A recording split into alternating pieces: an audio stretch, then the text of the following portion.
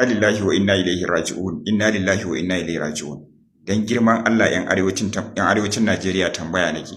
Wai da gaske ne hukumar D.S.S sun kashe Sheikh Sani Yahaya Zaria?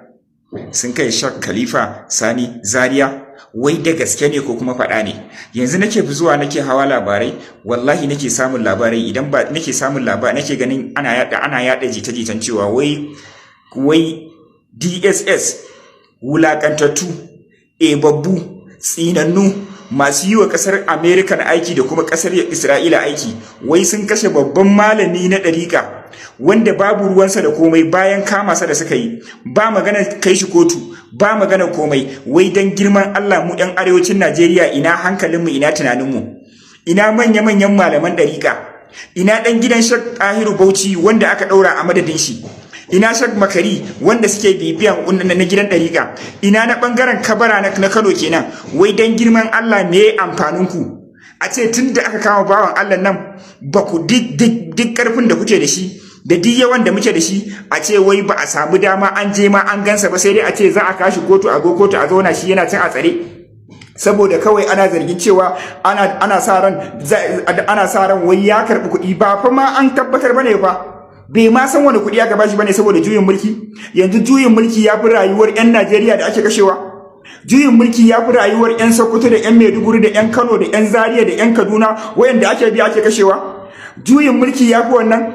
Yanzu tsakani da girman Allah da irin mulkin da ake yi mana a arewacin Najeriya, wallahi azun gwara a yi juyin mulki, gwara a yi juyin mulki sau dubu. Da irin kashe-kashen da muke gani a arewacin Najeriya, wallahi muna alfahari da juyin mulki, kuma muna addu'a, muna kwana, muna gaya wa Allah, muna kuka akan cewa Allah ka sanadiyar da za a yi juyin mulki. In dai rasuwar Sheikh Sani Khalifa Sani Zaria ta tabbata, na rantse da girman Allah D.S.S sai wajen zama ya gagare ku a arewacin Najeriya. Na rantse da girman Allah kamar yadda aka kori D.S.S na wancan karan, wallahi sai kun kasa nadiyar ku. Wannan yana nuna cewa da yawan mu da malamanmu da mu 'yan arewacin Najeriya ba mu da amfani. Wannan yana nuna cewa ba mu san me muke yi ba. Za a iya tsintar malamanmu a kashe, an kashe banza ba abin da za a yi.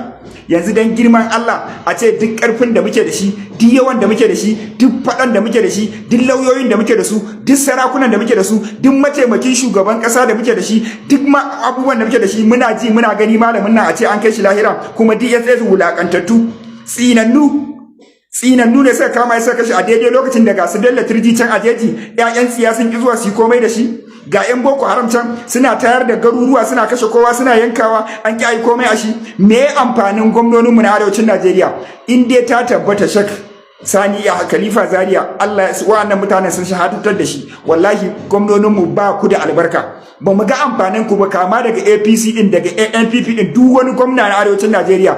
In dai har ba za ku haɗa kai ku je ku ci kai, inna lillahi wa inna ilaihi raji'un. Gaskiya da sauran mu, gaskiya da sauran mu, gaskiya da sauran mu, wallahi yan dariƙa da sauran ku, wallahi yan tijaniya da sauran ku, wallahi yan kadiriya da sauran mu. Wallahi in dai wannan abin ya tabbata akan zargin juyin mulki, wanda mu a wajen mu ma addu'a muke yi, ya fi mana mulkin siyasan nan, ya fi mana mulkin APC nan, ya fi mana mulkin wannan siyasar da ake kullun addu'a muke, muna kuka Allah ka mana canjin gwamnati, ko da sojojin za su karɓi mulkin. In dai za su kawo mana saukin wannan kashe-kashe din, wallahi ya fi mana wannan abu. Amma a ce wulakantattu, tsinannu, ƴaƴan asara, ƴan D.S.S, ubangiji Allah tsine muku albarka, Allah ya kawo ƙarshen ku, Allah ya kawo wata masifar da za ta gama da ku, amma laifinmu ne. Allah ya samu dace. Wasu alamomi suna ta ƙara bayyana a ƙasar mamaya, musamman a babban birnin Tel Aviv da kuma wasu garuruwa da ba a saba gani ba a cikin 'yan shekarun nan. Inda hakan yana kasancewa har wasu manya-manyan malaman Yahudawa suna fitowa suna tabbatarwa da cewa to fa ƙasar mamaya tana da dabda tashi. Wato ƙasar mamaya tana da dabda tashi, ko kuma suna kallon hakan a wani babban hatsari, wanda har suka fara umartan wasu daga 'yan ƙasar cewa kowa ma yi ƙoƙarin ficewa daga ƙasar mamaya, musamman manya-manyan biranensu. Abin da yake faruwa shine an hango wasu ɗaruruwan tsuntsaye a ciki, wato kuma hadda tsuntsayen hankaka wanda suke da daraja a wajen Yahudawa, suke musu kallon wasu abubuwan bauta, wanda aka hango su suna ta tashi, suna barin kasashen mamaya, suna yin ƙaura, wanda gaba ɗaya ba ma wai hankaka kaɗai ba, akwai tsuntsaye daban-daban wayanda suke musu kallon wani abin rayuwarsu a cikin dajikansu, wanda ana hango ɗaruruwansu ko kuma dubbunansu suna ta yin ƙaura, suna barin ƙasar mamaya, suna suna tsallakawa makotansu, a inda hakan yake nuna cewa 'yan kasar cewa to fa su yi kokarin tashi dan ba su taba ganin irin wannan hatsarin da yake faruwa da su ba. Suna ganin hatsarurruka da dama, amma wannan yana nuna musu cewa fa wannan gurin da suke ba waje ne matabbata ba, kuma sannan yana akwai yiwuwar ya tashi. Sannan kuma malamansu sun fito sun tabbatar musu da cewa fa tunda har aka ga wa'annan jibunnan tsuntsayen suna kokarin tashi su ga sun fice a wannan kasar, to fa kasar nan ba za ta zauna ba, ko kuma akwai wani mummunan hatsari da zai iya faruwa a kasar mamaya. To me za ku ce? Alƙawari dai yana niyyar cika. Alƙawarin da aka yi musu yana niyyar cika. Bayan hijiran da suke, to ga tsuntsaye ma suna kokarin hijira su bar wannan yankin gabaki daya. To ubangiji Allah ya sa mu dace, Allah ya ɗaukaka musulunci, ya kaskantar da kafirci, ya haɗa kawunan kan musulman duniya gabaki daya, ya nuna mana munafukan musulmai